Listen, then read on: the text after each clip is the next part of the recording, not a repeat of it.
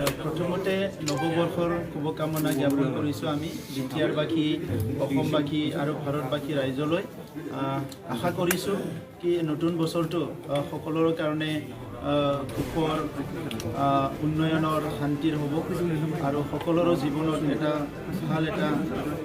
উজ্জ্বল এটা সকলোৰে জীৱনত কঢ়িয়াই আনিব ঈশ্বৰে সকলোকে সহায় কৰিব ইয়াৰ কাৰণে আমি ঈশ্বৰক প্ৰাৰ্থনা কৰিছোঁ আৰু আজি এই নতুন বছৰৰ প্ৰথম দিনৰ পৰাই আমি নতুন চৰকাৰখনে যি পৰিৱৰ্তনৰ কাম কৰিবলৈ ইয়াত UPPL BJP আৰু GSPৰ চৰকাৰ গঠন হৈছে আমি এটা পদক্ষেপ আজি লৈছোঁ আৰু প্ৰথম কথা হ'ল আমি আজি আমাৰ 8জনকৈ আমাৰ ডিপুটি চিফ আৰু EM সকলক আমি বিভিন্ন পদবী আমি অৰ্পণ কৰিছোঁ আৰু অহাকালিৰ পৰাই তেখেতসকলে নিজৰ নিজৰ অফিচত তেখেতসকলে কাম আৰম্ভ কৰিব আৰু আজি আমি এই অঞ্চলটো বহুত দৰিদ্ৰ মানুহ আছে দুখীয়া মানুহ আছে আমাৰ অঞ্চলটো অতিকৈ পিছপৰা অঞ্চল তো সেই মানুহবিলাকে আজি বাহিৰত আহি পেলাই চৰকাৰী মানুহ লগ কৰাৰ বহুতৰে সক্ষম নহয় তো সেইকাৰণে আজি আমি এটা ৱেব পৰ্টেল ডেভেলপ কৰিছোঁ আৰু ইয়াত অনলাইনভাৱে কিছুমানে কৰিব পাৰিব আৰু টেলিফোনিক চবৰে হাতত ফোন আছে ফোনত তেখেতসকলে আমাৰ এটা টোল ফ্ৰী নাম্বাৰ আমি দিছোঁ এই টোল ফ্ৰী নাম্বাৰৰ জৰিয়তে সকলো ৰাইজে ফোন কৰিব পাৰিব আৰু ক'ব পাৰিব কি গভৰ্ণমেণ্টে দিয়া ফেচিলিটিবিলাক কোনে পাইছে পোৱা নাই এইটো অনলাইন যোগে কৰিব পাৰিব তো ইয়াৰ পিছত আমি কৈছোঁ কি এই ৱেব পৰ্টেলত কোনোবা মোবাইলত ফটো উঠাই যদি দিয়ে কি আমাৰ তাত হস্পিটেলখন খোলা নাই 12টা বজালৈকে ক'তবা কিবা হৈছে এইবিলাক আমি গ্ৰিভেন্সেছবিলাক ইয়াতে ৰেজিষ্টাৰ কৰা হ'ব আৰু একৰ্ডিংলি একশ্যন লোৱা হ'ব বা তাত কামবিলাক কৰা হ'ব ছেকেণ্ড কথা আমাৰ চৰকাৰৰ প্ৰায়ৰিটিটো হৈছে কমিউনিটি হেপিনেছ জাতি জনগোষ্ঠী বহুত অশান্তিত আছে নিৰাপত্তাহীনতাত আছে বহুতে আজি বহুত সমস্যাত আছে যি সমস্যাবিলাক কেতিয়াবা তেখেতসকলে ব্যক্তও কৰিব নোৱাৰে আৰু বহুত সময়ত ধৰ্ণা দিছে আন্দোলন কৰিছে তেখেতসকলৰ সমস্যাবিলাক কোনো শুনা নাই এইকাৰণে আমাৰ চৰকাৰখনে যদিও আমাৰ টকা পইচা সীমিত থাকিব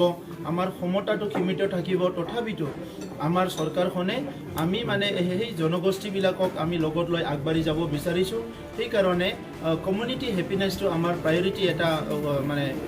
এটা এজেণ্ডা আৰু অহা 4 তাৰিখত প্ৰথম আমি ষ্টুডেণ্ট ইউনিয়নখিনিৰ লগত আমি বহিব বিচাৰিছোঁ তাৰপিছত আমি ছ'চিয়েল অৰ্গেনাইজেশ্যনৰ লগত বহিম তাৰপিছত আমি ৰিলিজিয়াছ অৰ্গেনাইজেশ্যনৰ লগত বহিম সকলো জাতি জনগোষ্ঠীৰ যিমান দল সংগঠন আছে এইটো পুৰুষৰে হওক মহিলাৰে হওক ইউথৰে হওক সকলো শ্ৰেণীৰ মানুহৰ লগত আমি একেলগে মিলি কাম কৰিব বিচাৰিছোঁ সব কমিউনিটিৰ ইছ্যুছবিলাক আমি ল'ব বিচাৰিছোঁ যি কামটো আমি কাউন্সিলত কৰিব পাৰিম এই কাউন্সিলে কৰিম যি কাম কাউন্সিলে কৰিব নোৱাৰে আমি ৰাজ্য চৰকাৰলৈ অৰ্পণ কৰিম যিটো ৰাজ্য চৰকাৰ নহয় কেন্দ্ৰীয় চৰকাৰলৈ আমি পঠিয়াই দিম কিন্তু আমি বিচাৰিছোঁ সকলো জাতি জনগোষ্ঠী নিৰাপত্তা আৰু শান্তিত থাকিব পাৰিব লাগে এইটো আমি বিচাৰিছোঁ আৰু থাৰ্ড পইণ্ট আমি শিক্ষাত এটা আমূল পৰিৱৰ্তন অহাটো আমি বিচাৰিছোঁ কাৰণ শিক্ষা নহ'লে মানুহ জীয়াই থাকিব নোৱাৰে তো সেইকাৰণে 4 তাৰিখৰ পিছতে আমি শিক্ষকসকলৰ লগত আলোচনা আৰম্ভ কৰিম বিষয়াসকলৰ লগত আলোচনা আৰম্ভ কৰিম ছাত্ৰ ছাত্ৰীৰ লগত আমি আলোচনা আৰম্ভ কৰিম আৰু আমি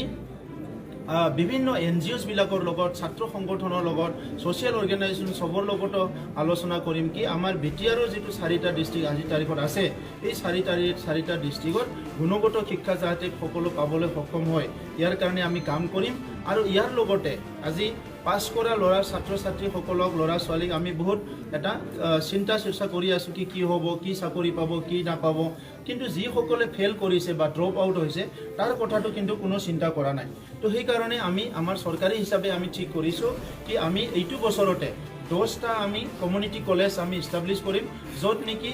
বিভিন্ন বয়সৰ ড্ৰপ আউট হোৱা আমাৰ ইউথসকল ছাত্ৰ ছাত্ৰীসকল যিসকলে 40 ইয়াৰ্ছৰ তলৰ হয় সেইসকলে এনি ষ্টেণ্ডাৰ্ডত কাম কৰিব পাৰিব ভাষা শিক্ষাৰ পৰা আদি কৰি সকলো শিক্ষা স্কিল ট্ৰেইনিং তেখেতসকলে ল'ব পাৰিব যাতে এটা ভাল জীৱিকা লৈ পেলাই তেখেতসকলে জীয়াই থাকিব পাৰে আৰু ইয়াৰ লগতে আমি থাৰ্ড পইণ্ট কৈছোঁ এগ্ৰিকালচাৰে আমাৰ লাইফলাইন হয় আমাৰ জীৱিকা হয় সেইকাৰণে আমি এগ্ৰিকালচাৰতো প্ৰায়ৰিটি দি কাম কৰিবলৈ ওলাইছোঁ গতিকে পৰ্যায়ক্ৰমে সকলো কাম কৰি যাম মই যিসকল আজি EM আমাৰ অলৰেডি দায়িত্ব পালে বিভাগ পালে মই তেখেতসকলক কংগ্ৰেচুলেশ্যন দিছোঁ আৰু মই আশা কৰিছোঁ বিটিআৰবাসী ৰাইজৰ কাৰণে যোনে যি দায়িত্ব নাপাওক কিয় ভালকৈ পালন কৰিব আৰু ৰাইজক মানে বেষ্ট এটা গভৰ্নেন্স দিব ভাল এটা প্ৰশাসন দিব আৰু ৰাইজৰ কাৰণে কাম কৰিব মই এইটো আশা কৰিছোঁ ফাংচনেলিটি আপুনি বিচাৰিছে পাংচুৱেলিটি একদম লাগিব পাংচুৱেলিটিৰ ক্ষেত্ৰত কোনো কম্প্ৰমাইজ কৰা নহ'ব আৰু কোনো কাম কাজত আমি কোনোদিনে কম্প্ৰমাইজ নকৰোঁ গতিকে প্ৰথম কথা হৈছে কৰাপশ্যনটো আমি কেতিয়াও ইয়াতে পৰাশ্ৰয় দিব নোৱাৰোঁ আগত যিখিনি হ'ল এতিয়া যাতে কোনো ইয়াত কৰাপশ্যন কৰিব নোৱাৰে এইখন যিটো মানে অনুষ্ঠান এইটো আমাৰ কাৰণে সকলোৰে কাৰণে 35 লাখ মানুহৰ এটা পবিত্ৰ অনুষ্ঠান এই অনুষ্ঠানত বহি কোনো যাতে কৰাপশ্যন কথা চিন্তা নকৰে সেইটো বিষয়াই হওক কোনোবা নেতাই হওক আমি কৰাপশ্যনটো কোনোদিন সহ্য কৰা নহ'ব সেইকাৰণে যিখিনি আজি কৰাপশ্যন হৈছে কিবা হৈছে পেণ্ডিং হৈ আছে সেইটো সব ফাইলটোকে ইয়াতে ইনকুৱাৰী কৰা হ'ব ইয়াত ছাৰ্ভে কৰা হ'ব ষ্টাডি কৰা হ'ব ফিজিকেল ভেৰিফিকেশ্যন কৰা হ'ব তাৰ পিছতে ফাইলবিলাক আমি এটা এটাকৈ ক্লিয়াৰ কৰিম গতিকে কৰাপশ্যনৰ লগত কোনো আপোচ কৰা নহ'ব